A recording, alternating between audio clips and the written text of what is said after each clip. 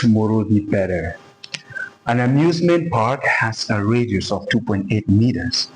If the time of revolution of a rider is 0.98 seconds, find the speed of a rider. Follow me, dear friends. Solution. I've always said that in physics, there might exist 1,001 ways to find the same quantity, but whichever way to choose depends on the information we have. For this question in particular, we notice that we have the radius.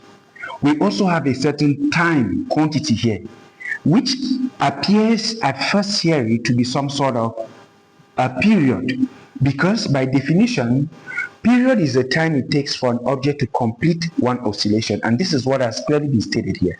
If the time of revolution of a rider, which means the time the rider will take to make one complete turn, this is it here.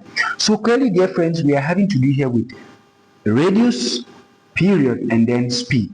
The first thing that comes to mind, the first formula here is that of angular velocity, which is equal to V on R. The question is asking for the speed, which is this V here. So if we make V the subject from here, we will have W be the angular velocity times the radius.